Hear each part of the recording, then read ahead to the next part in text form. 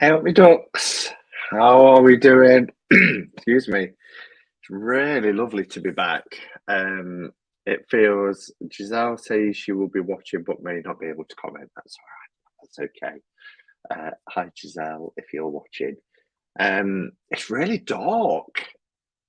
We've had rain all day, but it's really dark. All the lights are on and the candles are lit, and it's only 7 p.m. I know the nights are drawing in, but it's not supposed to be sunset until 9:15 tonight. But it's already really dark because so it's a grey and wet July day.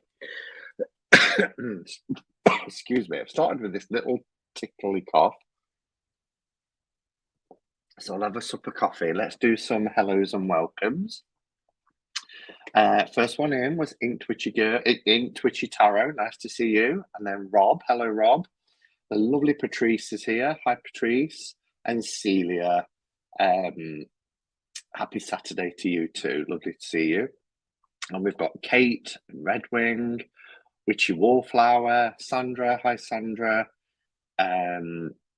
We have Kathy. Hello, Kathy. Patsy. Hello, Patsy. I was just starting to watch your video, the Oracle deck you got, and then I realised the time, so I'm halfway through it. And David says, "Yay, the funky music has started." I love that music. It's like, even though it's a standard music that you can just play through StreamYard, it's like the intro now. And when that music starts, I think, oh, here we go. I can connect with people. Hello, Nancy. Nice to see you. And Naomi. It's been a while. How are you doing? Lovely to see you. And Sarah, Cheyenne, Susan, and who else do we have? We have Radha. Nice to see you. Penny Pinch. What's gatekeeping, please? I will explain what gatekeeping is. I've got a definition to share with everybody. We have Raven Glands. Hello, I've not seen you for a while either, so hope you're well. And we have Laura. Just had the news. I have to have my ACL in knee replaced. Oh, wow. I'm watching surgery on YouTube. Oh, don't do that. I've been watching Grey's Anatomy. I'm up to season 9 now. I don't think you ever want to go in surgery, ever. Is there any way to make chat bigger? Struggling to see the letters. Buffering as well. Am I buffering to anybody else? Let me know if I'm buffering. Star and Flurry, hello, lovely. And SJ. Brian's here from Gunkel Tarot. Giselle is here, Madwitch. Hi, little bro. I'm listening but cooking Keith's dinner. That's all right. Say hi to Keith from me as well. Dawn the Prawn. Bersedi's here. Hi, Bersedi. Patrice. I think I said hello to you already, Patrice. I think. But if I didn't. Kat, VF, and Stephen. Hello, Stephen, from Sound of an Ocean Wave. Nice to see you. I've watched your tarot card pull from yesterday earlier. Kay, this is the bright part of my day. It is for me too. Who else do we have? No buffering here. There's no buffering in Mablethorpe. No buffering in Bedfordshire. And no buffering wherever everybody else is. So the buffering has stopped, says Naomi. So that's good. That's good. Sometimes it's just a case of refreshing, isn't it? And then, yeah. Solo layout. I don't know what that means. So a couple of things before we get on with the topic. So my lovely friend Giselle, who you may recall, I showed you the spread cloth that she sent me. Look at this, absolutely gorgeous. It's got this kind of New Orleans carnival theme on one side, so colourful, but then when you turn it over, it's absolutely gorgeous. Look at all the lace and sequins. We've got the carnival mask. just really gorgeous. And then this faux silk in this beautiful kind of pumpkin colour. We've got the moon at the bottom there with a like a masquerade ball against this black web. Absolutely gorgeous. Previous to this, last year, she sent me this gorgeous tarot bag. And again, the detail, the amount of detail that goes into these. Look at that skull. Isn't it gorgeous? It's just fantastic. It's got these charms on this one. And this is the one she made for me for my soul cards. When we did the soul cards into tarot, they're quilted. Look at that little skeleton's hand. Well, lots of people have been asking about Mad Witch's shop. And I'm pleased to tell you that she's launched the shop today, which is just fantastic. This, I'm just popping it into the chat there, so it should appear. That's the link to the shop, which is madwitchcottage.etsy.com. And if technology works, I should be able to share her shop. So that's the link. And just look, she's already had 3 sales, if you can see it up at the top. But she's got some amazingly beautiful tarot pouches, tarot bags, spread cloths. She's got a full range. And if you go to the Mad Witch YouTube channel, she's got walkthroughs where she shows in detail each of the products that she's got up in her shop. And I'm really, really excited for Giselle because I don't know how to stop sharing. There we go.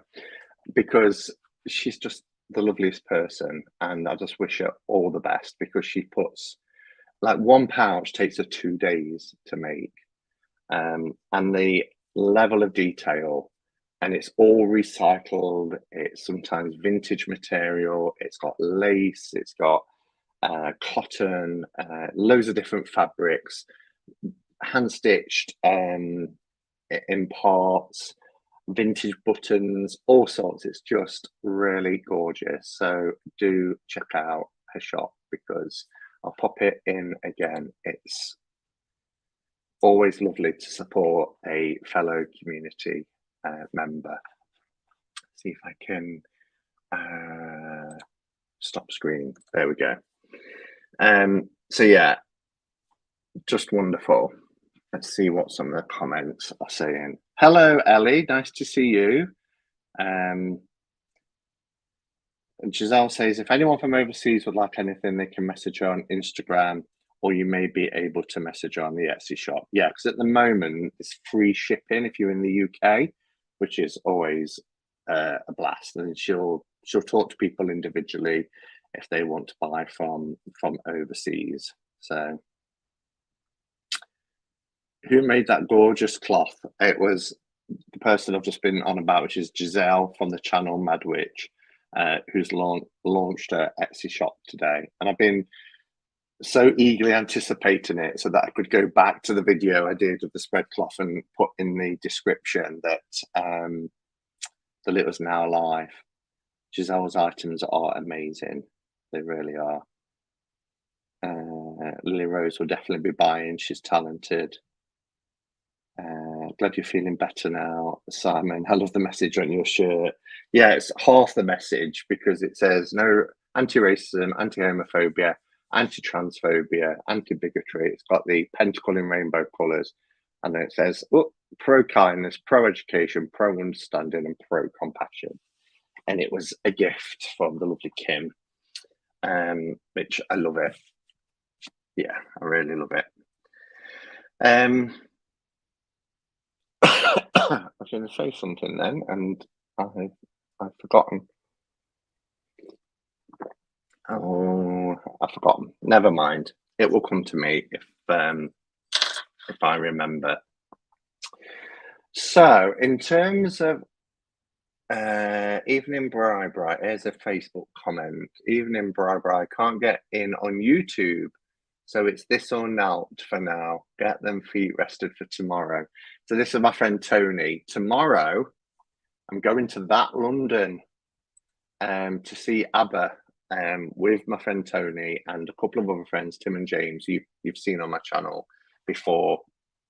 We've had the tickets for months and months and months, and it's the Avatar show. So ABBA performed the show wearing all kind of electrodes and things, and they have a purpose-built arena in London by the Millennium Stadium. I think that's what it's called, Millennium Stadium, where we did the Olympics in 2012. Olympic Village, not Millennium Stadium, Olympic Village. And they've got this purpose-built arena, and they have a live band playing, but ABBA they appear as they would have looked in 1979, and it's supposed to be amazing. I think they've got bookings up to 5 years, and then I have heard that they're going to dismantle it and take it on tour. But we're going tomorrow, so early night tonight, after I've come off here, have something to eat, and yeah, we're off to ABBA. So I'm really, did I get paid? Do I get paid for the mentions on here? I don't even get paid. I don't get paid for being here. I could, but I don't. Tony with the best jumper. Well remembered, Deanne. Yes, you did like his jumper. That was his Christmas jumper, wasn't it? That you liked. Yes, Simon, glad to hear you're better, but shocked you had to go to hospital. Yeah, it was precautionary. So the reason why I haven't been live for 2 weeks is because last Friday, I noticed a pain at the side of my knee on my left leg. As I was driving, I got one hand on the wheel. I know I should have two hands on the wheel, but I very seldom have two hands on the wheel. I use the gears, and then I put my hand on that side of my knee, and it really hurt. And I thought, what's that all about? What have I done? You know, have I been bitten or something like that? And then I worked all day, and we had the youth club on a Friday night. I worked the youth club, and I got home really late, really tired, getting ready for bed, took down my trousers, and then I saw it. My leg from the top, just above the knee, all the way down to the ankle was red and swollen. So I was like, oh, that's a bit worrying. Anyway, I slept, got up next morning. I was talking to my sister, and she said, it was through Glide, so it's like a video messaging thing. Let me have a look.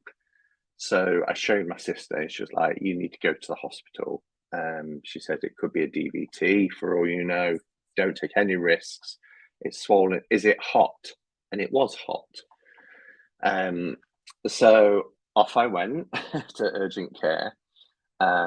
When I first walked in, it said 4 to 5 hour wait, which was fine, but I wish I'd taken a book. And I was triaged, and then I saw somebody who went to get a second opinion, and they wasn't 100% sure. The leg had swollen. There was 3 centimeter difference from my right leg. It was hot, they said, when they was touching it. They'd asked if I'd been on any long flights and all that sort of thing. Now, I've done a lot of driving that week, but I have on the bottom part of my leg just a little patch about that big of eczema, which stems back from, gosh, my days of working in retail when I used to have to stand for 8-hour shifts constantly. And I through standing for, 5 days a week, 8 hours a day, I got varicose eczema. And I have some ointment for it, which I put on regularly. But what they think's happened is I'd scratched it in the night with my other foot. Don't want to be too gross here. And I'd got an infection. So it was an infection under the skin that was traveling up my leg. And they called it, it's gone out of my head, cellulitis, which is an infection under the skin. So I was put on a course of antibiotics. I was told to go straight back if the swelling got any worse or it became more itchy. or anything like that. And touch wood, 7 days on, I'm just coming, I've got one left to take, the end of the course of antibiotics, and all seems okay. So yeah, but it's good to have these things checked out. You can't be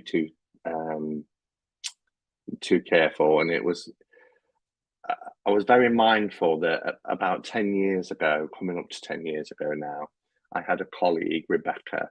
She was only 26, and she complained of a pain in her leg. And we all said to her on this particular Friday, go to the walk-in urgent care in Nottingham. And she went, and they followed kind of like a tick box. Have you done this? Have you done this? Have you done?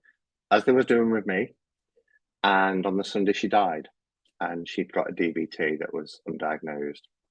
And it was tragic. You know, it was really, she'd only just got married, and it was an awful, awful thing that happened. And I was mindful of that, sitting there thinking, this is exactly the place where Rebecca came, you know. But luckily, thankfully, that's not what it was. So, yeah. Anyhow, that's that. What else has been happening?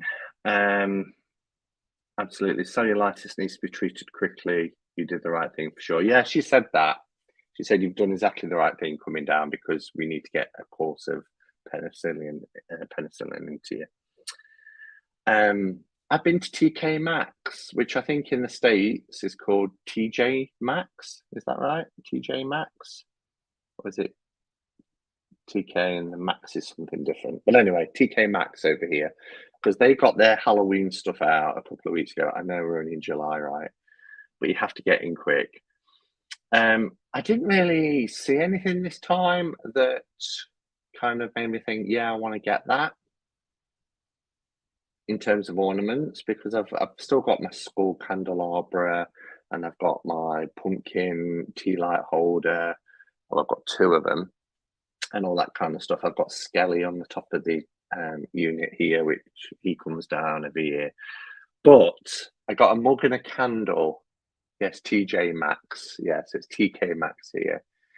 Cellulitis can be extremely difficult to get under control. I'm sorry to hear you've been through this. Thank God you're on the mend. Yes, thank you. It can be, and it's very painful. I've had quite an uncomfortable week, but people have worse things. I'm mindful of that. And sitting there looking around the room as well, you know, that brings it home.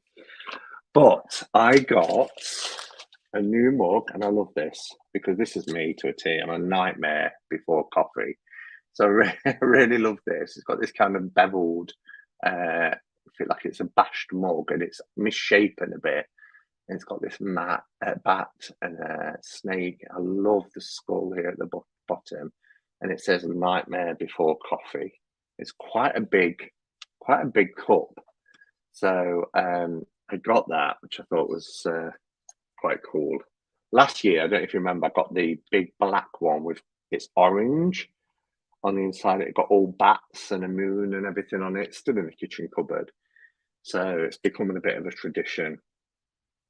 In fact, Tony, who was, I don't know if he's still here in Facebook group, he's going to get an ABBA mug tomorrow. And he's like, are you going to get an ABBA mug? And I'm like, oh, I've got so many mugs. Probably will. And then the candle that I got, now they've got some tarot themed candles. So I got the moon, which I thought was pretty cool. It's gold on black. It smells amazing. I mean, I don't know what the scent is. No, it doesn't tell you. It's got the price. It was only £8.99. But they've got the lovers, and that's the one I saw first. I thought, well, the lovers is my life path card, but don't break it, Simon. Try not to, Sandra. I wanted the hermit, but they didn't have a hermit. Strangely, they had the lovers, the moon, the sun, I think high priestess, and the three of swords, the heart with the swords going through it. But I just thought, well, I love the moon card, so I got the moon. So I'll like that, not till more towards Halloween. More mentions, more money, Tar. I'll give you a percentage of what I earn off my channel, Tony.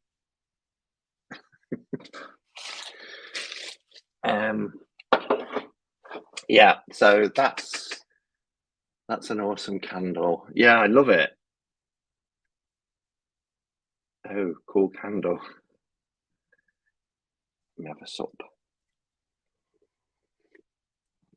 So what's TJ Maxx? Have they got their Halloween stuff in yet? Has anybody been in the States or here in the UK? Have you been into TK Maxx? It's always exciting when the Halloween range hits TK Maxx in July, puts me in a happy mood. Yeah, I never think in previous years I've gone on like the 15th of October, hoping that there's something left. But I think they bring things out in stages because there was an evil eye candle that I was going to get, and I was umming and ahhing about it. And then I thought, oh, to this morning, I thought I'll go back and get it. Gone. Because that's TK Maxx in it. When it's gone, it's gone. But there was a couple of other bits out that wasn't there the other day. So I think obviously as things are selling between now and October, they'll just keep putting stuff out. Hello, Nancy. I might have to check it out. Oh, it's a candle, not a mug. This one's a candle, and then this one is the mug, nightmare before coffee. So yeah. So yes, I got a lovely 3 witches around a battery operated green swirling. I saw that one. I saw it. There was a few. There's a few potion bottles as well, like glass bottles with corks in them, and they've got like green and red, I think, and purple, different potions. I thought that would look cool on like a shelf or something. The weather is so bad here in the UK that I've started thinking about Halloween today. I was just saying about how dark it is. It's really dark, bizarre. Feels like we're in autumn already. The only thing they had, a few things out of my local TJ Maxx. I'll have to hit the other one up. Yeah. Okay. So, let's have a look. Okay, so today's topic that I wanted to talk about is around gatekeeping. And Penny Pinch in the chat was asking what gatekeeping is. So I'll explain it. And I just wanted to kind of start off by saying that the idea behind this discussion, and I do want it to be a discussion, is that I don't want to fall into the trap of gatekeeping myself by discussing the 10 things that I've observed. I don't want to then be saying that's wrong, that's right, because that can also be seen as gatekeeping. So I'm talking from personal experience, but I want to caveat by just saying that when we're talking about, because I'm going to talk about gatekeeping in the world of tarot, is for me, the rule of thumb is whatever works for you. And what I find troubling about gatekeeping is when somebody uses words like you should or you shouldn't or you can or you can't, and kind of assume the role of, their way is the way.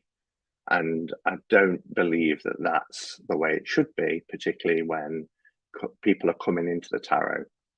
And I've been thinking about this subject for a while because I've had comments where someone have said, I've bought a deck, but I've been told X, Y, or Z, and now I'm not quite sure. And I think it's really sad, that if somebody's coming into our kind of community and they feel that they're doing something wrong, then, shame on us, because that's not what it's about. It's about, the individual and their relationship with tarot or divination, more generally. And just because we might have a set way of doing things doesn't mean that it's the only way of doing things. Do join in as well. You might have experienced gatekeeping within your journey. I'm sure you have. Many of us have within your journey on this spiritual path or working with tarot. But first, I just want to explain what gatekeeping is. So, from the dictionary, gatekeeping is the activity of controlling and usually limiting general access to something.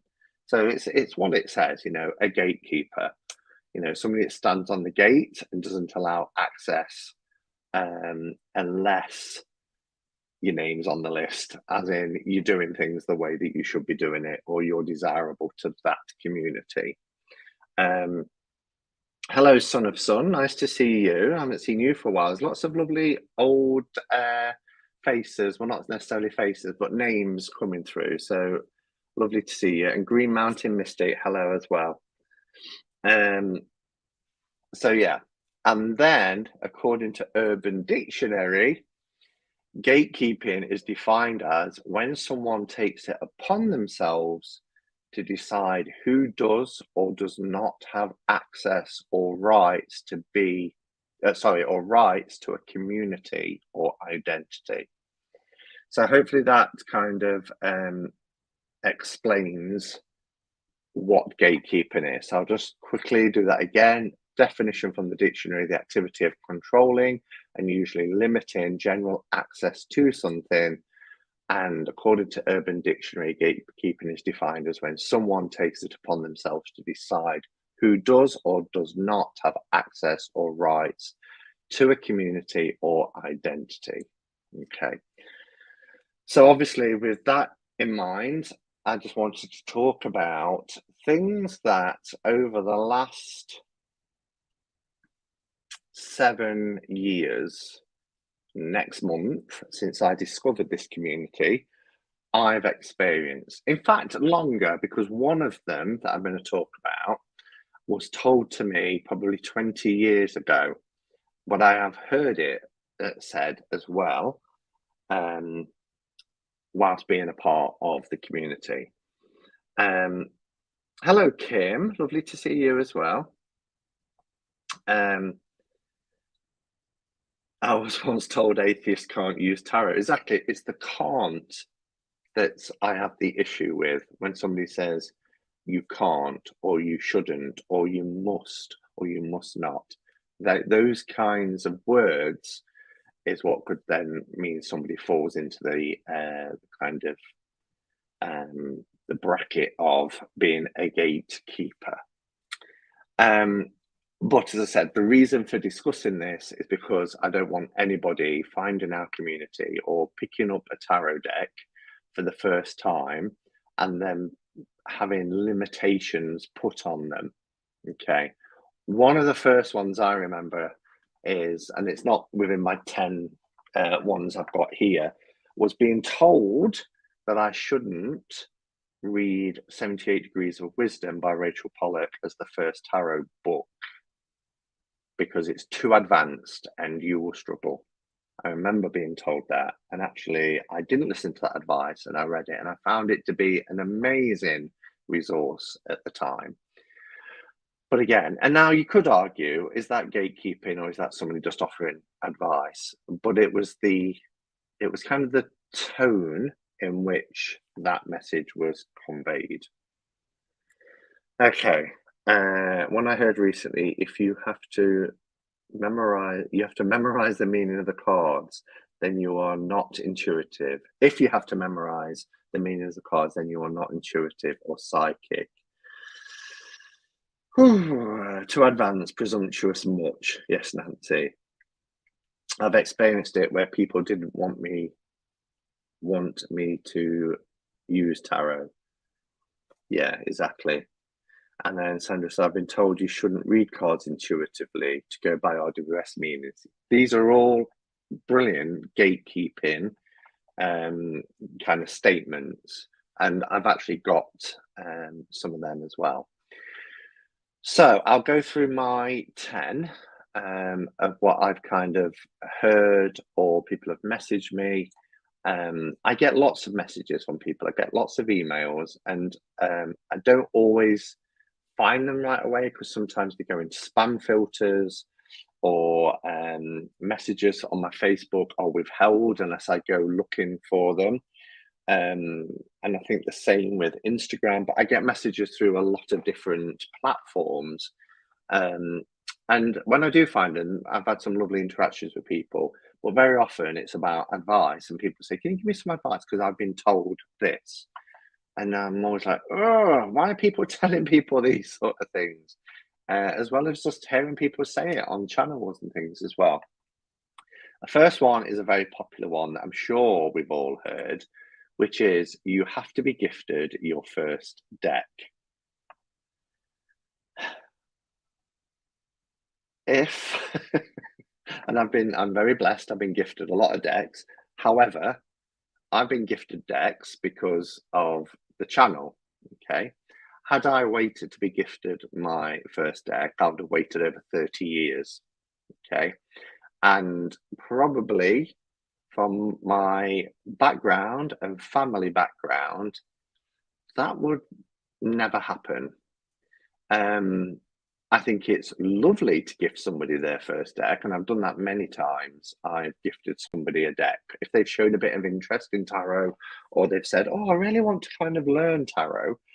Um, I've really enjoyed buying them a deck and gifting it to them, so that their first deck is a gift. However, when you're told that you shouldn't buy a tarot deck, you should be gifted it. It irks me because then people are like, oh gosh, they're hearing that and they think they can't buy a tarot deck. Then there'd be a lot of disappointed tarot creators out there as well, wouldn't there? Let's be honest. So I've heard number one and totally ignored it. Yeah, exactly. And Sandra says, yes, if I'd have waited, it would have been a long time. I brought my first deck myself. I did 36 years ago. I brought my first tarot deck. Um, David, that one's coming up. So, yeah, you don't have to be gifted a deck. Of course, you don't. I think it's lovely, as I said, if you're gifted a deck. But if you're interested in the tarot, you could ask somebody if you really wanted a gifted deck. You could ask somebody as a birthday, pop it on your Amazon wish list or something, and ask somebody when it's your birthday or Christmas or a special occasion, this is what I would like. But if you want to get started right away, then go to a metaphysical shop or a bookshop or what, and choose a deck that you resonate with, the one that appeals to you by having a look at them. But that's how I discovered this community. It was an oracle deck, was seeing something on a shelf and then wanting to know what the cards would look like, or whether there was a review. Tapped it into Google. Of course, it came up with videos. Clicked on one of the videos, took me into YouTube, and the rest, as they say, is history. So I recently read that storing decks in silk does help. Yes, so that was to David. Okay. I won't say too much about that because I've got something to say about that. Hello, Linda. Nice to see you. So, number 2, you're not a proper tarot reader unless you've studied the Thoth. Or I've also heard it for Marseille. I've never heard it said about RWS, but I'm sure there are people out there who said it. Now, RWS is my preferred tarot tradition. However, I would never say to somebody, "You've got to learn the RWS." If you like the Thoth, then you're a tarot reader. If you've got a deck and you lay cards down, same with Marseille. Marseille has been around for 600 years almost. So well, not quite 600 years, but when we think about pip decks and the Visconti Sforzas and everything like that, and then kind of how it spanned out of Italy into France, everything else.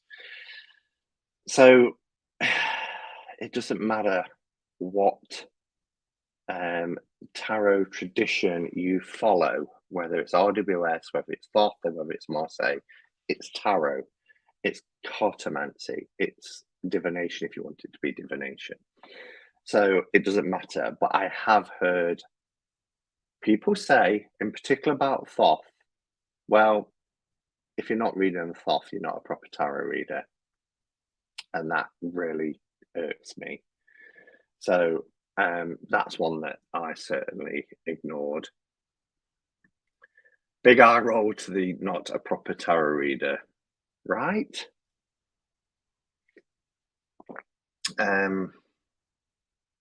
I bought my first one in a charity shop back in 1982. Oh, hello, Oneness Emporium. How are you? It's lovely, Cheryl. What deck was it? Do tell us which one you picked up in 1982. Oh, there's so many it could be. Morgan Greer, RWS, 1JJ Swiss. Was no, that wouldn't have been out then. Grithail Thorian, but I don't think that was out then. Or do tell us. 1JJ Swiss. After I saw a Vincent Price movie. Well, my first deck was 1JJ Swiss, as you probably know, which was 1987. But yeah. Okay. Third one. You must cleanse your deck before using, or I've also heard it in between readings. I see the logic in that, but again, it's I have seen on videos, and I'm never going to mention channels either, because I don't do that. But where someone said it was a live discussion, and someone said, and they took it straight out the packet and just read with it, no cleansing. And I just thought, this is the end of the day. It's 78 pieces of paper, 78 pieces of card. The magic, if you like, happens between you and the tool that you're using. I've heard people say, oh, it's got a little bit sticky and it's not reading so well, so I've reordered it. I've used incense, and that's a very personal thing. That's part of, I believe, like a spiritual practice. And if your tarot deck is part of your spiritual practice, and you use rituals or you use incense and candles and things like that, then absolutely go for it. But it's not necessary, in my opinion. So when I hear you must cleanse your deck, and I can remember, and I did it because I was more naive then. But I still do it now because I want to bond with a deck in particular. But every single deck that I bought, and I bought over 150 decks in my first year of discovering YouTube. It's no secret, I have talked about it before, because I felt like I had to play catch up. I used to sleep with every single deck. I was a deck whore. I slept with 150 decks in 1 year. But no, all joking aside, I'd heard somewhere that when you get a new deck, you have to take it out of the packet, you have to run each card over some incense, particularly white sage, then put it in a nice pouch, put it under your pillow, sleep with it so it's imbued with your energy. And I did that literally religiously every time I got a deck. And I don't think there's anything wrong with it, but I thought that, the deck wouldn't read for me if I didn't go through certain ritualistic practices. Your thoughts? What do you think? Vincent Price, Christopher Lee, and Peter Cushing were the best. They were very Hammer House.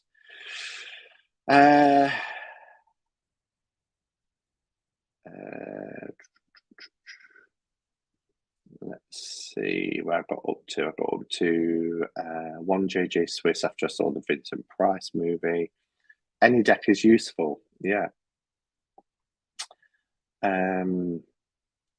If you buy your own deck, you'd be a tarot reader instead of a select few trying to keep it a big secret. Tony, hold on. If you buy your own deck, you'd be a tarot reader. Sorry, it's jumping. You'd be a tarot reader instead of a select few trying to keep it a secret. Because they're not gifting it. If you're waiting for it to be gifted, you mean it would stay in the few rather than in the masses.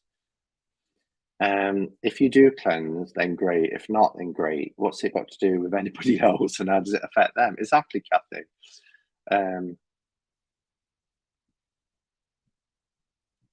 Green Mountain says, tarot, no. Try not, do, or do not. There is no try. Sandra uses Sage with her decks, usually if it's a second-hand deck. However, I would not say you must do it. Yeah, and I've done that. You know, if a deck's come, I mean, if a deck's really old, I don't, because I love to think of the history that's, you know, all those hands through time. And I think, I don't know, I can't remember actually the last time I cleansed a deck.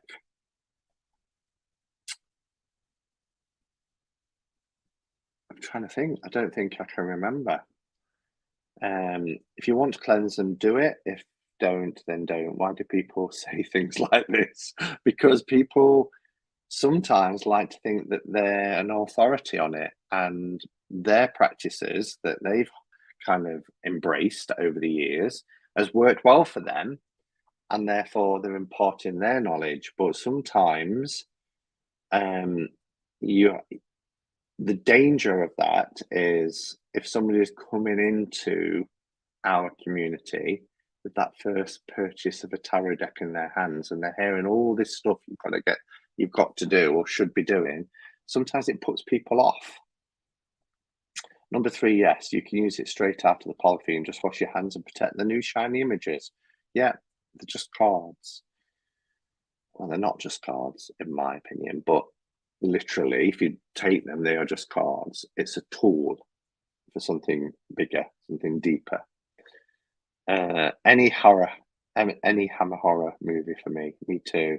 And the series was fab. I've got the box set of on DVD of the Hammer House of Horror series from 1981, I think it was. I do cleanse all my decks, but it can be as simple as putting a clear quartz on. Yeah, I've got my decks that I use a lot laid out, and they have crystals on them. You know, I'm not saying it's wrong. I'm just saying it's not necessary. There's no harm in doing those things, but it's not a must. Exactly. Hello, Witchy Wallflower. Welcome. Yes, Douglas, perfectly put. I think cleansing my mind is more helpful. Shuffling is the same as cleansing a deck. It seems that tarot has become popular in recent years, which is wonderful. Some who have been into it for a very long time and become protective and seek to invalidate newbies. And that's sad, isn't it? Because we was all a newbie at one time, you know. We was all a newbie to it. Oh, that's a nice coffee. So, number 4. You have to have studied the tarot in depth or taken a course to be able to read tarot, which basically is saying that you shouldn't read something intuitively because intuitive reading can't be taught. Now, this one I've seen many times. I'm sure you have as well. And I've also heard it from people who have said, quote, they've had a debt 6 months and they're offering paid readings. Like, they shouldn't be doing that because there should be lots of study. Again, I've shared an experience I had back in the beginning of 2019. I went to a health and well-being kind of weekend, like a mind, body, spirit fair, and I had a tarot reading. And there was about 4 or 5 different tarot readers, and I walked around them a couple of times, and I was drawn to this one particular lady, and she'd got 2 decks, and I could see the plaid backs of the RWS. And I said, "Can I book a slot for a reading?" She said, "I've got some time now, pull a seat up."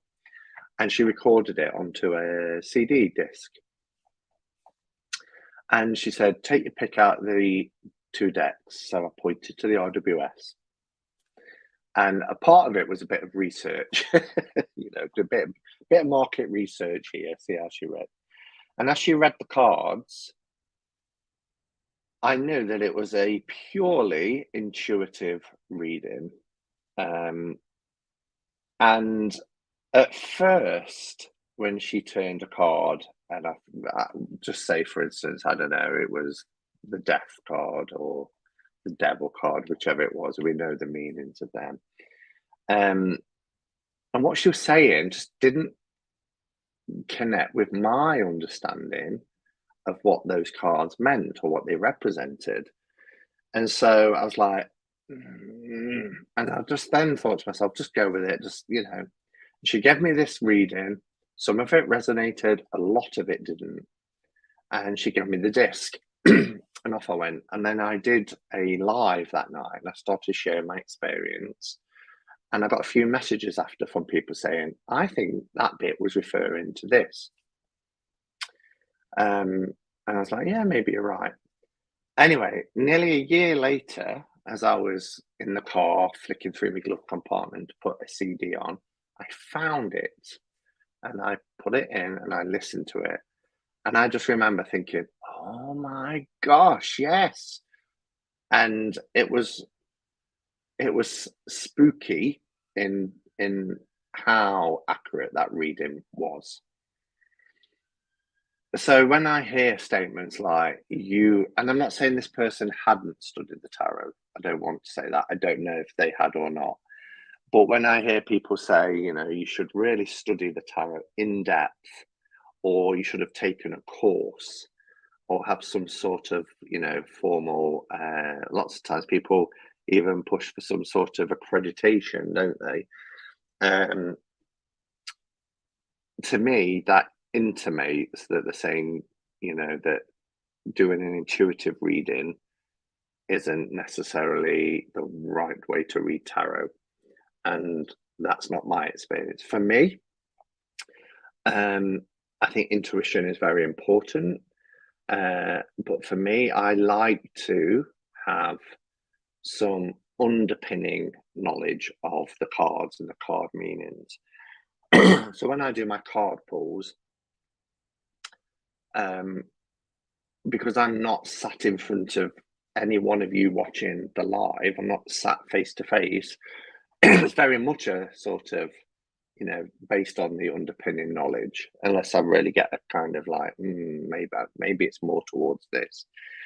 But that's all I've got really to go on. However, and for those people who are in the chat, I know there are people in the chat who have bought readings from me in the past. You will know that I go more into depth, and it's not just the underpinning knowledge, because there's a question that's been asked. And particularly when I sit with somebody and we're having a conversation, then that intuitive element really, really comes in. Okay, let's see what you guys are saying. I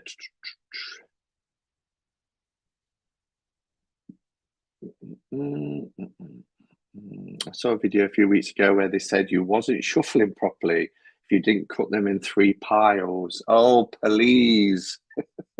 Pull cards from the top, one after the other.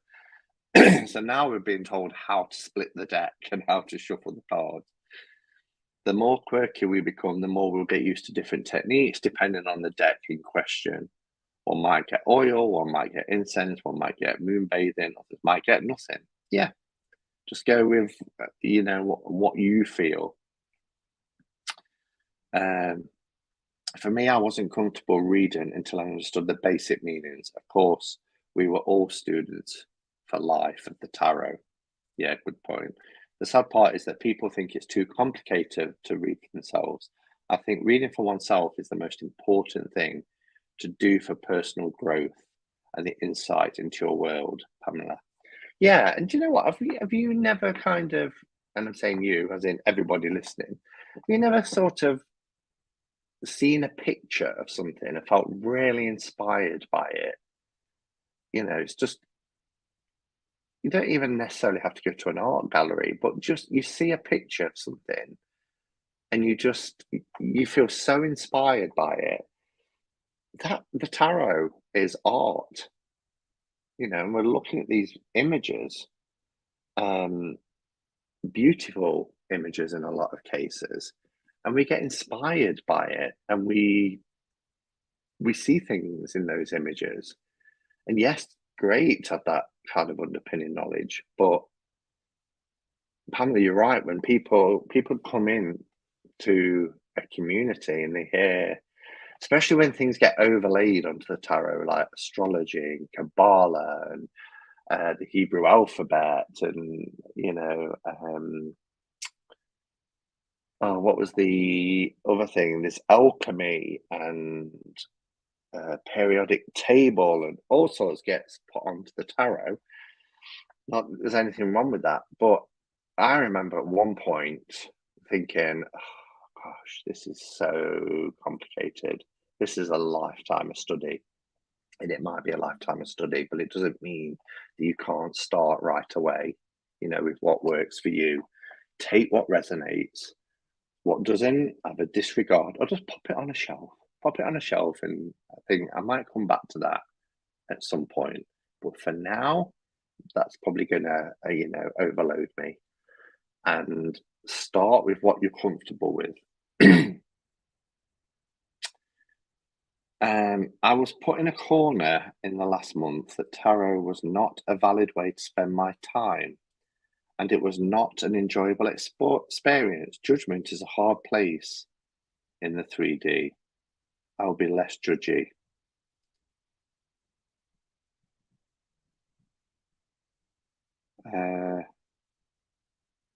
Not quite sure what you mean. I was put in a corner in the past month that tarot was not a valid way to spend my time. Somebody said that to you? I have taken multiple tarot courses to experience different ways to use, work, read, understand how to use the tools. I'm a classroom kind of gal over books, and that's absolutely fine. It's absolutely fine because that's your style, your individual choice. I've never taken a course on tarot because I was self-taught, and my worry about taking a course on tarot is I'm learning somebody else's interpretation and way of using cards or reading the cards. That's just me. I don't think there's anything wrong with teaching tarot. I've been asked recently if I'll help somebody to learn the tarot, and I'll happily. But for me, I think the big part of doing that is that they will have their own deck, and they will. It's about what they see. I can give them history of the tarot. I could talk to them about the structure of the tarot, elemental representations, etc. Difference between major, minor, and quartz, all that kind of stuff, the structure that I was talking about. But at the end of the day, I can't teach somebody really how to read cards. That's something that comes from them. I rarely read for anyone, but I start with the underpinning meanings and then add my perceptions of the situation. I'm a bit intimidated to read intuitively, but it's my goal. Yeah, and do it for yourself, look at the cards and just think, what am I seeing in that image? Particularly if you've got a few cards together. I love the storytelling that you can do with tarot. You lay down like 5 cards and just see how the cards are interacting with each other, or try and do a story, even if you start off with Once Upon a Time and then go through each card. That's fun way to learn. Hello, Kiki Bell. Uh, what cut the Roman Empire in half? A pair of Caesars. A pair of Caesars. Exactly, Simon. It's a lifelong journey, and we start with the first steps. The destiny is far away, I hope. I've seen someone in Facebook group be slated and made to feel inadequate because they can't riffle shuffle. I can't riffle shuffle either. Neither can I. I can just basically do that one where you just get the corners together. The corners kind of, but I can't do all this business. And many people have said, "Oh, I'll teach you." It's never happened. But I kind of like overhand shuffling anyway. It's kind of, it feels nice for me. I enjoy the self talk route. I also can appreciate course from time to time. I still hold true to my own reading style. And I think we all must, Kim, kind of recognize that our reading style is ours, and that's what sets us apart. It's what makes us unique and individual. Um, and, I've had repeat people come back to me and say, I really enjoy your readings. And that's great, you know. Um,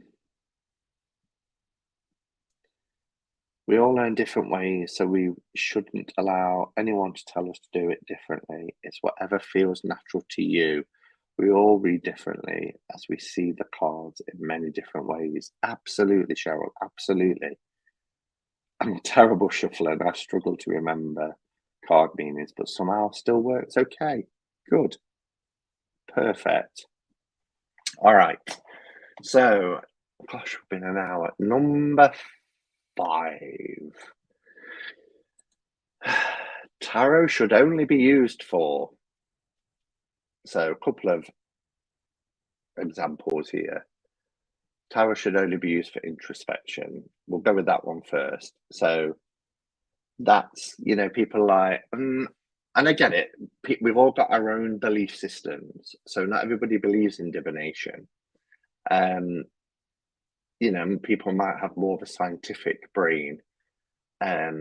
So I use tarot for introspection a lot, but I cannot rule out the fortune telling bit. I've just shared that story with you about that tarot reading and how the things that she said actually, and you could argue, well, it's coincidence, or because she said this, this, and this, you've now made this, this, and this fit. I get that argument too. But there are gatekeeping statements that have been made that you should only read tarot for divination. It's a fortune telling system, it's a divination system. So, therefore, that's the sole purpose of the tarot. Or people that have said, no, tarot is there for introspection. For me, I think the tarot is whatever you want it to be. For me, it's a bit of both. I've certainly used it. I use it in the main for introspection, but I've certainly used it for if something's coming up, and I want some kind of insights, so that I can prepare myself and know how to react and how to deal with that as it arises. Tarot should only be used to tell the future. Exactly. We've all heard these, haven't we? I'm not saying anything here that's like nothing we haven't heard 100 times. I don't like bending the cards, so always overhand shuffle. Thank you, Sandra. That's a nice thing to say. Another I hear is lots of if you don't read reverse. Yes, that's coming up. Absolutely, Patsy. I can't shuffle very well at all, and it just leaves me feeling tense. I do the same as you now, Simon, and it suits me better. Yeah, doesn't matter, does it? And I know people say, yeah, but if you're not riffle shuffling, you're not shuffling them properly because you're not mixing them up enough. Depends how long you shuffle for. And very often, I think I mentioned before, I've got an L-shaped desk, so it goes from, you can't see it, all the way here, all the way down here, and then across to here. So an L-shaped deck, and I can lay a couple of rows out of cards, like 10, 12 deep, and then put them together, and then well shuffled, and then shuffle them as well. Every person who ever came to me wanted a divination reading. I read both ways. Yeah, and that's another important point, because I think if you go to another tarot reader, I would say 99.9% of the time it's for divination. It's for fortune telling, because introspection is a personal thing, isn't it? If you're laying the cards down and you're looking at it, remember you're looking at those cards from whatever your life state is at that time. And that's something I've always really believed in. And in my Buddhist background, when we used to chant Nam-myoho Renge-kyo, it was to connect with our Buddha nature, our Buddhahood, as it was called, and to elevate our life state. Because if you're in the world of anger or animality or rapture or whatever world you're occupying, and that changes at moment to moment. When you sit, and it can be said for meditation, but when you sit and you chant, you change that life state, that kind of equilibrium. Similarly, if we're worried about something and we're laying down cards and we're looking at them, what are we projecting as well? Because that can change how we see things. So introspection, for me, when I lay cards down, I like to make sure that I'm in that sort of neutral state, that I'm not wound up, that I'm not anxious, that I'm not too tired, that I'm not over worrying about something. I'm not in the world of greed or animality or any of the different life states you can be in. I like to be in a neutral position, because then I'm really seeing, and getting that sort of introspection. I've been told you should never read tarot for yourself. Gosh, that would be an expensive thing, though. People going about how expensive tarot decks are. Why buy one if you can never use it to read for yourself? So then you must always go out and get readings from others. Oh, it's just nonsense, isn't it? It needs to stop. Gatekeeping needs to stop. Toadstool Tarot Gatekeeping. Is Robin here? Family Tarot Misconceptions. No, what we're talking about, I'm up to number 5, is 10 gatekeeping statements that I've heard in the last 7 years of being here. So just for those coming in, gatekeeping, dictionary definition, the activity of controlling and usually limiting general access to something.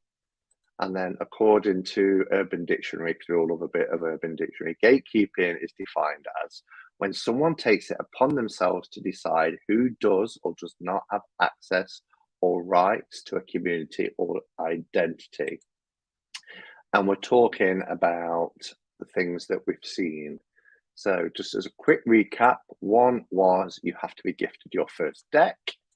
2 was you are not a proper tarot reader unless you've studied either Thoth or Marseille or RWS. You must cleanse your deck before using or between readings. You have to have studied tarot in depth, taken a course, which basically means you shouldn't be reading intuitively. 5, tarot should only be used for introspection, divination. Okay. 6 is you need to have knowledge of astrology, Kabbalah, etc. So I kind of touched on this earlier. And this isn't, again, like I said, as a caveat, you do you. whatever works for you is the right way. Okay, that's what's important here. Whatever works for you is the right way. However, I don't. It's not in my spiritual practice or in my belief system. Kabbalah, it just isn't. I find it interesting, like I do all belief systems and religions, but Kabbalah is not anything I've really studied. Yes, Ten of Pentacles, for example, it's there, but you don't have to have a knowledge of astrology or Kabbalah, even though it's interwoven more so in modern tarot decks, and modern as in the last 100 years or so, to be able to read tarot.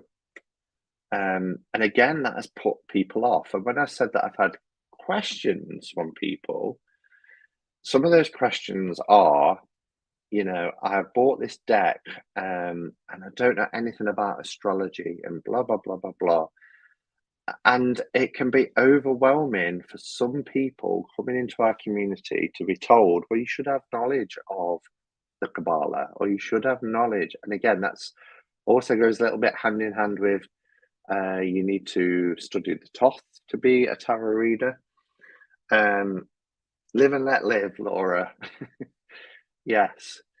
But you don't have to have, because lots of things, as I said earlier, get overlaid onto the tarot. Lots of things are made to fit the tarot. And when you think back to the early tarot decks, it was a game, Taroki, that very wealthy dynasties enjoyed.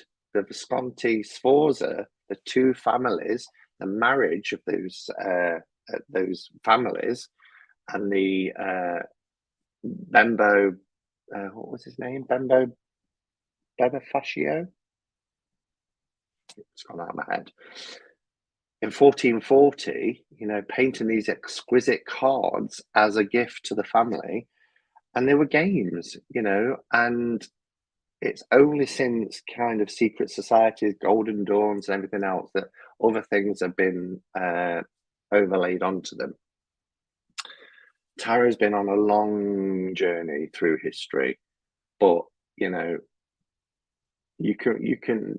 I've even heard people say, "Well, I don't see swords as air. I see it as fire." Perfect. That works for you. Perfect. If astrology is your bag and you see it in the tarot, perfect. Same with Kabbalah and the Tree of Life, 22, it matches up. Great. It's great. But please don't tell other people that they've got to know Kabbalah or they've got to study astrology, because the tarot is yours. Once you've got that deck in your hand, it's however you connect with it. And as I said at the beginning, I don't want to come across as a gatekeeper either while I'm talking about gatekeeping. Everything I'm saying here is to say that, you do you. It's fine, but let's not tell other people, because that's where I was going. I went down a rabbit hole. When I first came into this community, I felt so overwhelmed, thinking I'd got to learn all about astrology and the Kabbalah Tree of Life and the Hebrew alphabet and everything else. I was just like, oh, this is too much. This is too much. And then a very wise person just said to me, learn the basics and start from there. And, that's great. Robin says, I saw somebody say, statistically, riffle shuffling mixes cards 10 times better than other methods, but I can't do it. But how can that be a mathematical science? 10 times better it is. Okay. But the method I just mentioned about, if I really want to shuffle a deck and I lay the cards down and start piling them on top of each other and then shuffling, And you could shuffle a deck for 30 minutes and riffle shuffle for 2, overhand shuffle for 30 minutes. It's ridiculous. But again, you know, people who perhaps find that a beneficial way of doing it thinks that everybody should be doing it.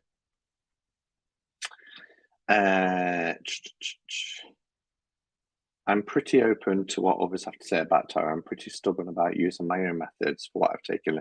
Yeah, exactly. That's what I was saying, Robin, before you came. Take what resonates with you, absolutely. And, you know, we all need teachers in the world.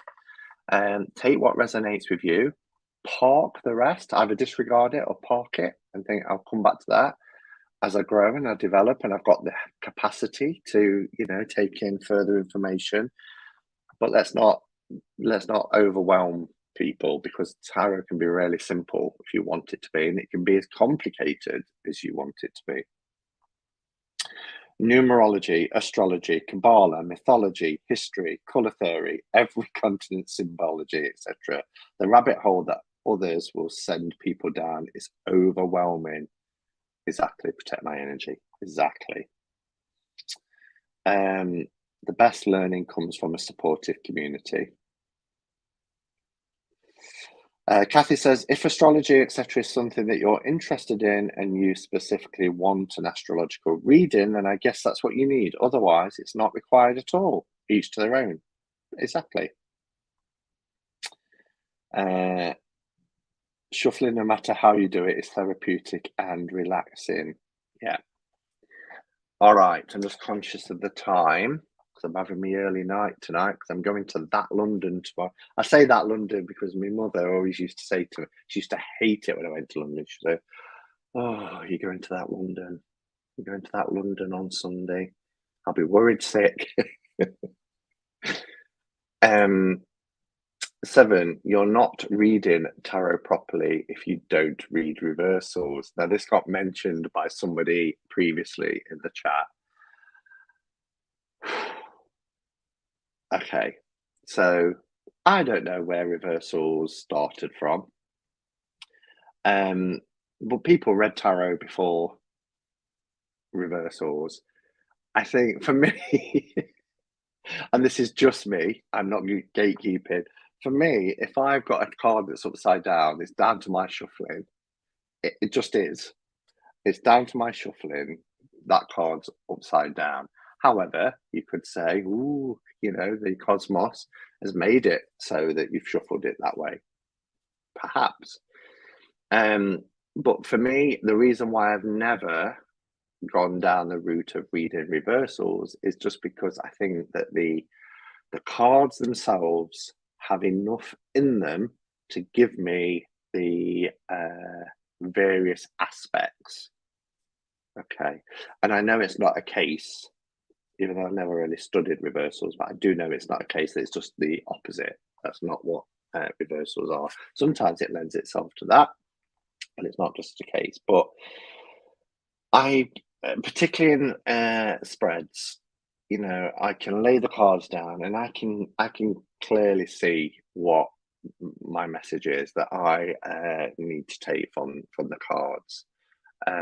If you do read reversals and you get a lot out of it, that's great also.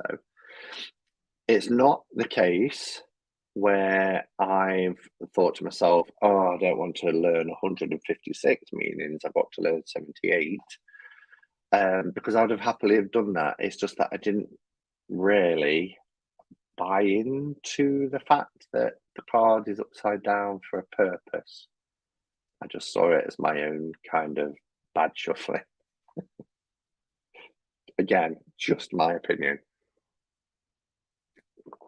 And the reason why we're having this conversation is because if you're coming into the tarot and you're coming into this community and you're here and you've got to read reversals to be reading tarot properly, that for me is a gatekeeping statement. Hello, Reese from the curated card. How are you doing? Where do we get up to? I just need agree, Tony. Just need clear enough space. mixing up the cards on a big table. Yeah, she sounds like my mum. Yeah. I call it that London too. I haven't been since 2018. I'm really excited. I'm hoping there's enough time just to nip into Watkins' books. Hoping, but we'll see, because it's a long way out where we're going. My daughter can't shuffle and always does that. Who made up the reversals rule? I don't know. I don't know if it was the Golden Dawn. I don't know. I'd be guessing. So I don't want to say, but you know, I don't read reversals, but I always do flip the deck over to see what the bottom card is. That's a good thing. Keller, how are you? I haven't seen you for ages. Are you okay? Late as usual. Yeah, we're just coming to, well, the last 15 minutes. My pet peeve is people telling me I'm not reading in enough depth because I choose not to read reversals. I roll. Yeah. Who gives anybody the right to tell somebody that they're doing something wrong? How about tapping the deck? How about it, Dawn? If you want to tap away. I have heard that. Yeah, let's give it a bit of a cleanse so they get their they shuffle it and then don't know what that does, but you know, it works for them. Or Atlantis Books if it's nearer. Well, I mean, is it Stretton, wherever the Olympic Village is? But I think we want to go to Soho for something to eat afterwards. So we'll probably get off at Leicester Square. It's a 2-minute walk, isn't it, to Watkins, and then it's a 5-minute walk into Soho from there, I believe, from memory. I think reversals are okay, but it's optional, not necessary. Exactly what we're saying. This is like telling someone the right way to scramble an egg. Egg gatekeepers. The freedom of tarot is an interpretation from the reader. But if these things are not required knowledge, then where does the meaning of the card come from? What makes the Ten of Pentacles the Ten of Pentacles? Are the meanings superficial? No, they're not. They're not superficial. Finally, here says Giselle, they're not superficial. You know, they've got a history. But if you go back before the Golden Dawn, and you look at a Marseille deck, then the Ten of Coins is the Ten of Coins, isn't it? You know, that's the 9. I thought I'd got it. I thought, oh, look, I'm straight on the 10 of Coins. So you read what you read. What you've studied or what you read intuitively. For me, with the Marseille deck in particular, it's more about numerology for me, but that's for me. It doesn't have to be that for anybody else, and that's the purpose of what we're saying. Yes, when the Golden Dawn did the RWS, they arranged the Ten of Pentacles into a configuration, but then when you read the interpretation and get your underpinning knowledge, you go from there. 10 is a completion, you know, the end of that cycle. I tend to only read cards in combination, 3 card spreads, and often a card will have little to say while others speak volumes. They still affect one another. And that's what we were talking about earlier, about when you lay the cards down, you almost see like a storyboard, don't you, in front of you. Simon, bring a brolly, but temperature's still warm. Apparently it's not going to rain tomorrow in London. In that London, it's not going to rain. With 26 degrees, a little bit of cloud with sunny spells in the afternoon. I'm going in my Dancing Queen t-shirt. I might vlog. Might do a bit of vlogging on the train and going down, and we're not allowed to film inside the arena, but I can film outside. If you find that interesting. I know it's not tarot related, but sometimes people like the vlog elements of my channel. 8, tarot should be treated with respect. Modifying a deck is disrespecting it. How many times have we heard that one? For me, I agree, tarot should be treated with respect. However, that respect for me is my relationship that I'm respecting with the tarot as a spiritual tool, as part of my practice. That's the respect. As I said, there are 78 pieces of paper, 78 cards, and modifying it, I don't believe, disrespects it. I love modifying decks. I modified a deck yesterday. I've never, no, you could argue that because I've never defaced a deck. I have seen people who've drawn on decks, like covered up nudity and things. And again, that is absolutely perfectly fine, because it's your connection, it's your deck, it's in your hands. Do whatever you want with it. For me, when I'm modifying a deck, I'm connecting with it on quite a deeper level, because there's something about that deck before I've modified it that perhaps irks me a little bit. Maybe the borders are too much. So I trimmed the Gaian tarot, the Schiffer version, with the 2 borders and things like that. Or maybe the corners are a little bit too sharp, so I've rounded them off. Or maybe I think, oh, that would look lovely edged in a nice metallic blue. Whatever, it's your deck. You do what you want with it, particularly if it helps you to connect more with it. So tarot should be treated with respect. The issue I have with that part of the statement is because it reminds me of my background in an organized religion, where the scriptures were sacred and you had to treat them with respect. Okay. So much so that in the hallway here, I still have my leather-bound King James Bible and Book of Mormon, because I can't throw them away, because it's been instilled in me, or destroy them, that this is a sacred tool and should be respected. Even though I'm not part of that religion and I don't buy into that religion, it's still there because of that. So, again, a deck of cards is 78 pieces of paper. The respect bit for me, as I said, is my relationship with it that I respect. And the tool, the spiritual tool that it is, that aids me in my life, is what I respect. Modifying these pieces of card, for me, doesn't mean I'm disrespecting it. Again, we'll have a look at some comments. Giselle, congratulations on your new shop. I love your work and hope your shop does well. So just for those that are coming in as well, this is Giselle's shop, madwitchcottage.etsy.com. Yeah, it's just got some beautiful things. So where was we? It was up to 8, weren't we?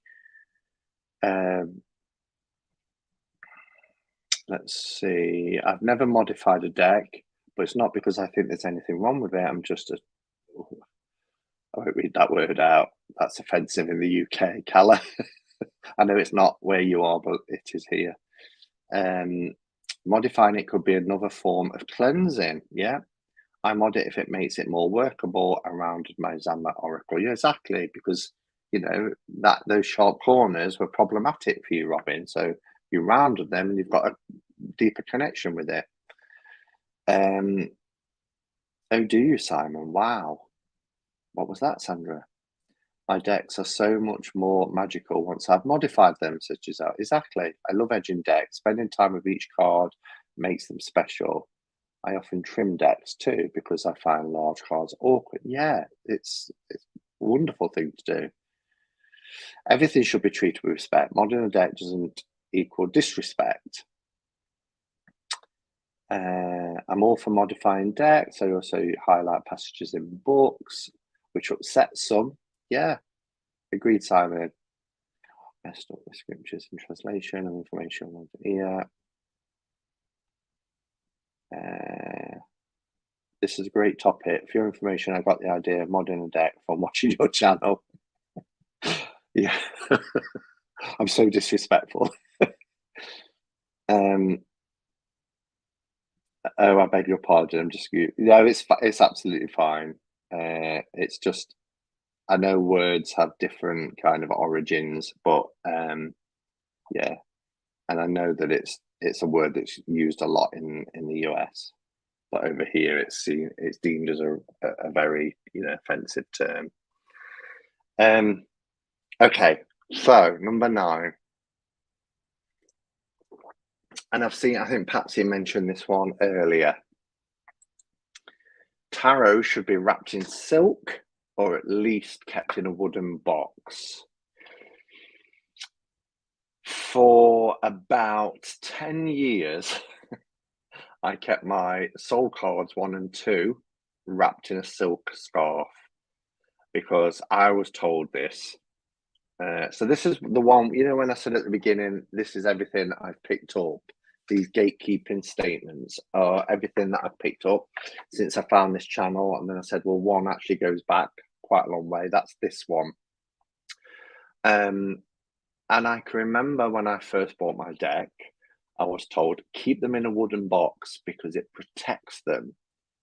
And I thought they meant, just protects them because the tuck box is quite flimsy. But what they actually meant was like a protection from any kind of forces. And then about 20 years ago, I was at it was called the Mr. Gifford Psychic Fair. And I went to a workshop and I was told from the front, and I've heard it many times since, that if you've got a tarot deck or an oracle deck, you should wrap it in silk because spiritually, silk is like steel in terms of protecting the cards from external forces, which was quite sinister when you think about it. Like, almost like, when some people have said if you use a Ouija board, you should do a visualization where you surround yourself in light so no demons or evil forces get in. It was almost on a par with that, that wrapping your cards in silk protects it, spiritually protects it. From what? But I remember then spending because it wasn't cheap, getting this scarf. It was beautiful. I don't know whatever happened to it. I had it until, if you look back on my Instagram from about 2017, I've got a few oracle decks on the table, and there's this silk scarf still wrapping the soul cards 1 and 2. So it probably wrapped it for about 17 years. Don't know what happened to it, but it was quite expensive. It was pure silk and very light. Because I thought that's what you had to do. And then I remember when I started buying decks, I'm thinking, I could spend a fortune in silk scarves wrapping all these decks. But that's something I was told. And obviously other people have heard it too, because people have been pulling it into the chat about wrapping in silk.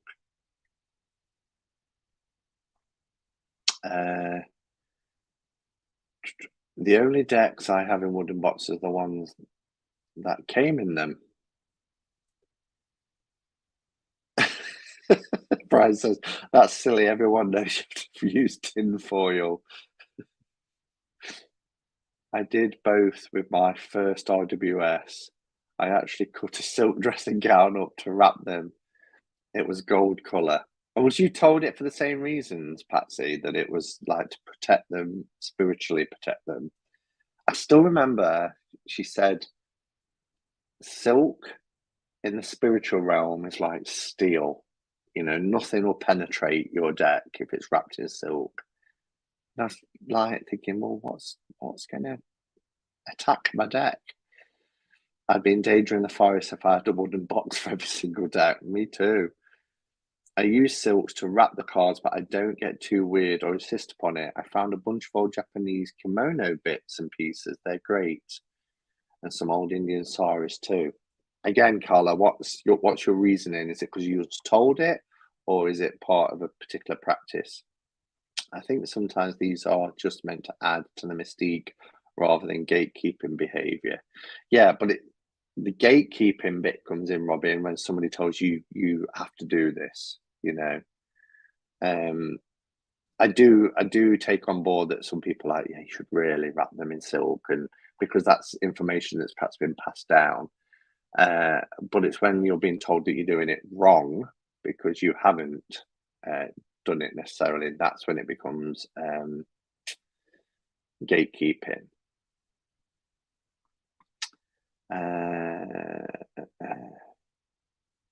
You may have gifted it, Simon. I might have done. I wonder if I started with the gypsies to give it superstitious vibe. Could have done. Did you know you should always wear a colander when using cards to stop psychic hunters finding you? All right, so the last one, because we're out of time already. Controversial time. If you have a large tarot collection, you're not spiritual, missing the point, in debt, your spending is out of control, or you have a mental illness. This is the one that probably why I've left it to number 10, because it's the one that irks me more than any. First point is you only need one tarot deck to be a tarot reader. I know that, okay? However, if you have a large tarot collection, it doesn't make you any less of a tarot reader. It also doesn't make you less spiritual. You could argue, well, how can you really be spiritual if you're into consumerism? Because you can be spiritual because of your practice, okay, your daily practice. It doesn't matter. It doesn't matter if you've got one tarot deck or if you've got 1,000 tarot decks. It's your relationship with the cards. It's how you use the cards.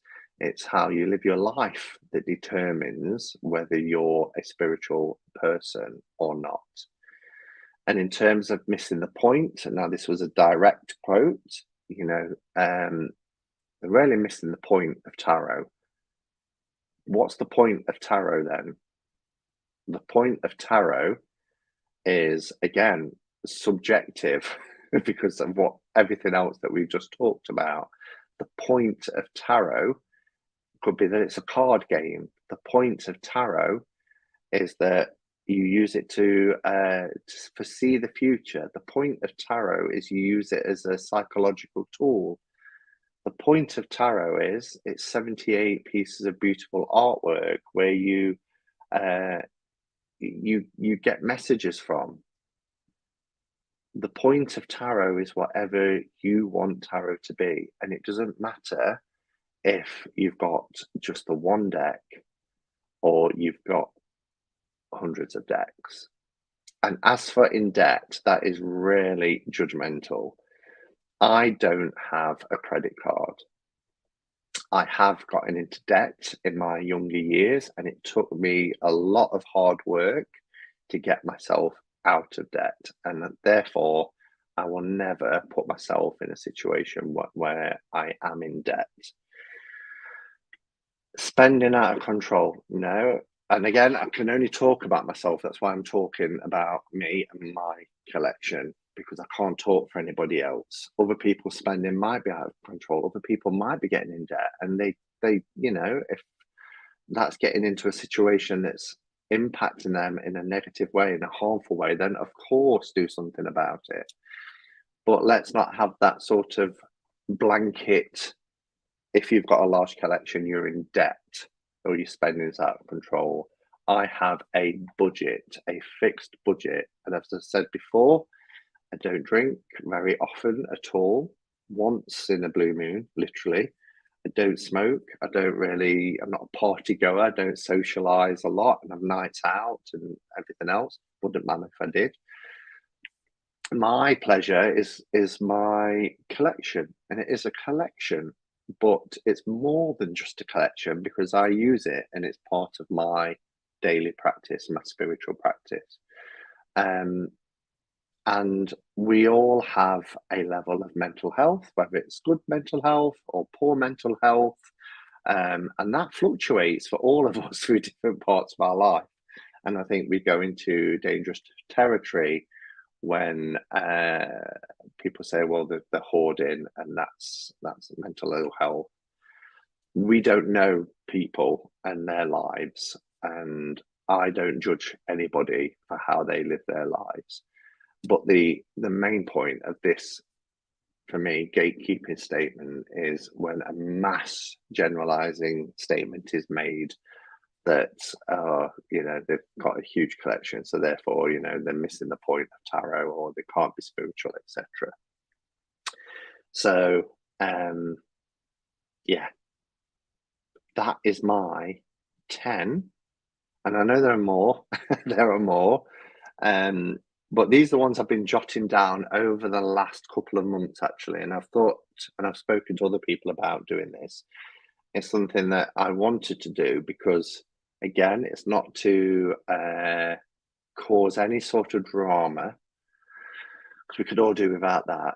It's to help people who are coming into tarot and they hear this stuff and it puts them off and they go away.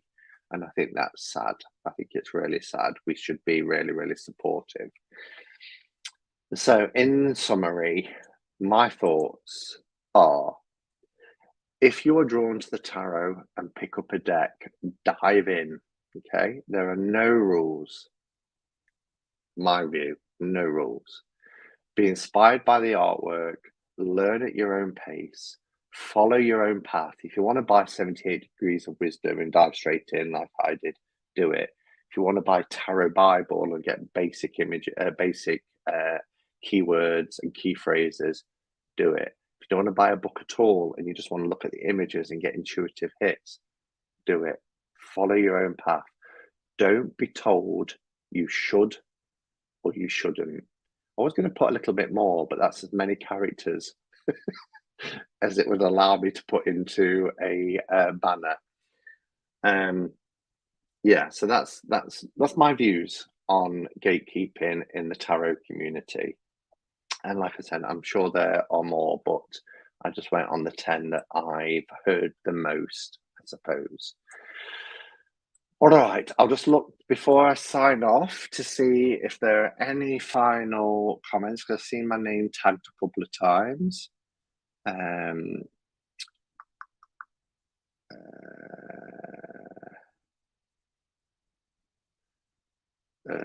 Where are we? I use clean cotton bandanas when I want to wrap a deck because I collect bandanas anyway and they're handy.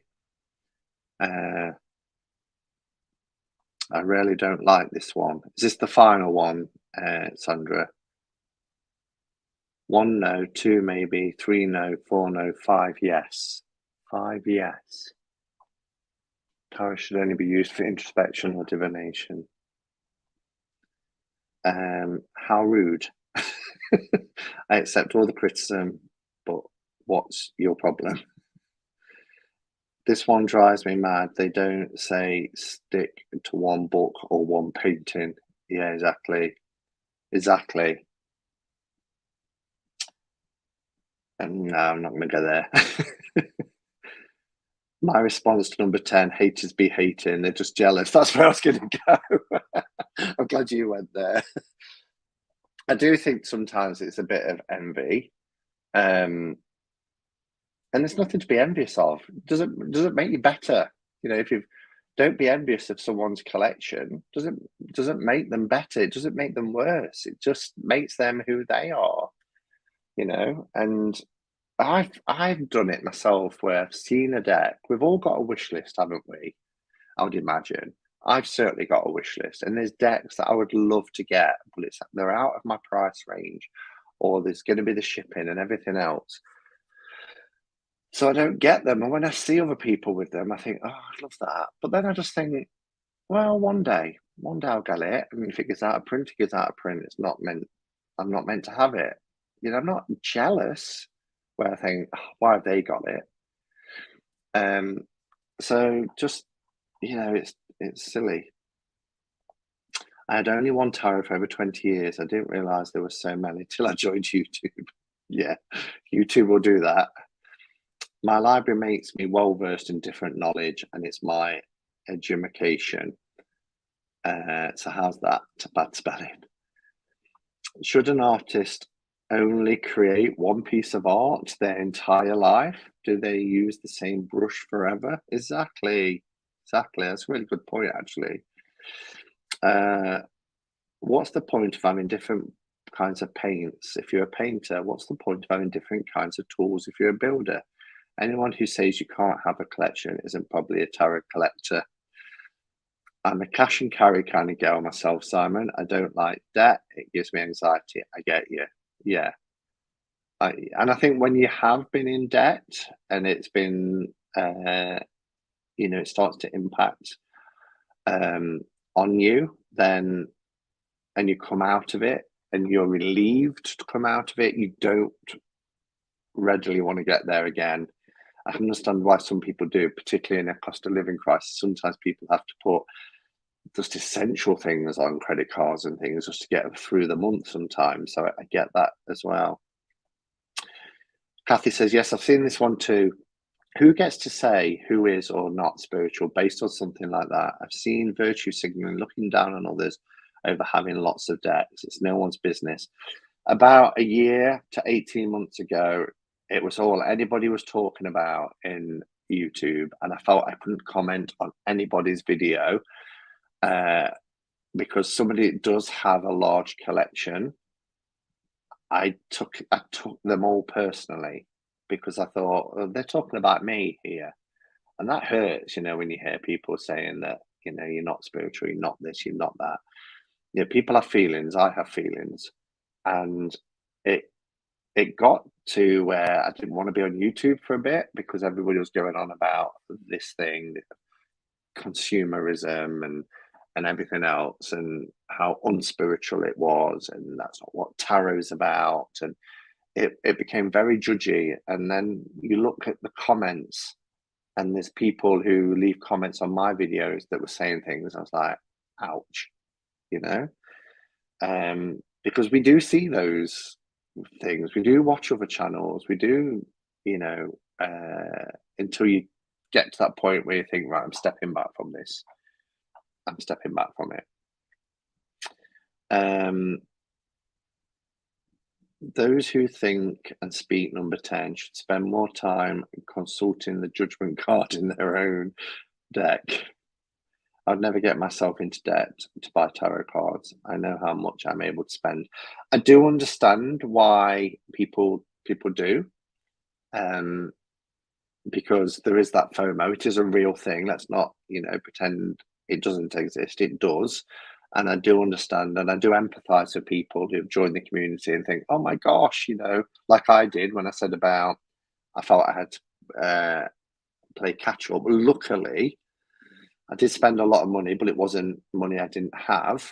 But I did use a sizable chunk of my savings. And I look back now and I think to myself, well, actually, I perhaps could have slowed down a bit there. Perhaps didn't need to go in like a kid in a candy store. Where am I? Giselle says, Colada Bailey's better to have some when we meet up. We love Simon and Gerald and all. They have all the decks. They are none of those foolish descriptions. Thank you, Keller. That's lovely. There is the other side, people made to feel insignificant if they don't have every deck released. Yes, I agree. I absolutely 100% agree. And that's terrible because that puts pressure on people to perhaps live outside their means. And that's why I started off by saying, it's fine to have one tarot deck. You only need to have one tarot deck to be a tarot reader or to read the tarot for yourself. Find a deck that resonates with you, and that's enough, you know. But if you want more, if you want different voices, if you want you know, different genres, different energies, however you want to describe it, that's fine too. But yes, you're absolutely right. We shouldn't tell people how many decks is enough, whether it's one or more than. Follow your own path, exactly. FOMO. I finally bought the Tarot Bible. Better late than never. It's a good basic. It is. It's the one I bought back in 2008, so 15 years ago now. Lovely conversational point. Tarot reading is not a club someone allows you to join. Not like a gatekeeper to club because of how you approach it. You're not dressed properly. That's what was said at the beginning. Yeah, Robin. You know, nobody should stand on the gates when it comes to our community. We're all welcome. We're all different. Doesn't matter what our background is. You know, if you've got an interest in the tarot or divination, then that's enough to qualify anybody to be here. Simon, no one has actually watched your channel would ever accuse you of not being spiritual. If only that was the case, Carla. And the drive to declutter is sometimes healthy. Yeah, I've decluttered. I've done a decluttering video. Simon, your love of tarot is why you have a collection and you benefit your knowledge from the decks. Thank you. All right, shall we pull a card? Let's have a sip of coffee because I'm getting a bit.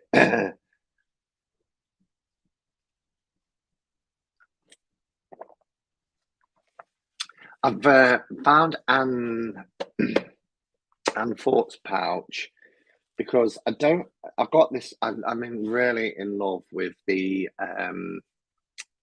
art edition of the Serpent and Peacock.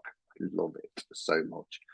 I've been using it a lot, but I don't have like a medieval type pouch. So I've been using this because I don't know, it just seemed to fit it.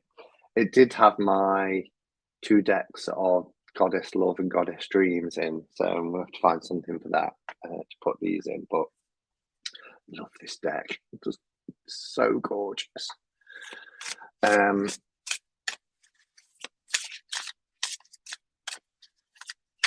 Bye, Sandra. Pull a card. How controversial. Stephen. Make sure you shuffle in the right way, Simon. This deck actually has had so much shuffle because the cardstock's lovely and I've sat shuffling it, but it's one of those that I've also laid out on my table and given it a good shuffle.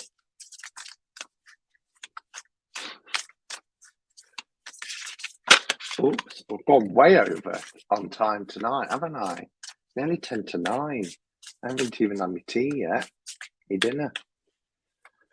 And I've got to have an early night for that London tomorrow. Anyway, focus. Focus. What do we need?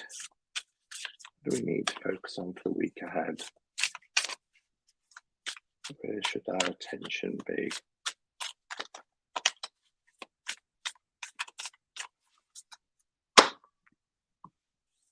I haven't split it into 3, I've split it into 2. Oh, well, yeah, it's a good one. We haven't had a major. I was thinking earlier, if you look back from all the weeks, we've had minors for like best part of this year. I can't remember the last time I pulled a major card. We have the death card, and it's a beautiful, beautiful death card. A dragon? I think it's a dragon. All things come to pass. Okay. I'm not going to quote the Bible then, but for all things there is a season, isn't there? And it's our attitude to it, I think, that we need to focus on this week. Everything has an ending, everything has a natural cycle, literally everything. And I think I've used the quote before, but what was it? Life is 10% what happens to you and 90% how you react to it. And I think a lot of us fear endings, whereas we should embrace endings, because when an ending comes, then newness comes in. Just, yeah, last year, this was my card of the year for 2022. But I learned there were so many endings last year, both painful, physical, losing loved ones, but also lots of different endings. And there could be all forms. It could be end of a relationship, it could be end of a particular job that you're doing and going on to something else. It could just be the ending of a period of time where your focus has been in a particular area, and that's coming to an end, and you're about to go into a new one. But don't fear ending, embrace the ending. Our positive mental attitude will help us to see it for what it is, and the fact that it's a natural part of life. And therefore, we've got an opportunity that's going to come, because when something ends, something else has to come in its place. There's never a void, and if there is, it's not there for long. It's soon filled with something else. So accept the ending, embrace the ending, look for the newness that's coming in and the opportunities that's going to be coming forward for us, where our focus can be. The death card has also been popping up a lot lately. Wow. Thanks for being here, everybody. It's been a great chat. I didn't expect to be on as long as I have, but it's been wonderful to catch up with you all. There's been 441 comments. I've appreciated every single one of them. Yeah, and I will do some vlogging tomorrow for my trip to London, and I will be back, I think, in the week. If not, I'll be here next weekend, but I think I'll be back in the week, because I think Nellie's deck has been attempted delivery. I've had a red card today, only nipped out, had my head shaved, and then missed the postie. Anyway, have a lovely weekend, everybody. See you next time, and look after yourselves. Namaste, and blessed be.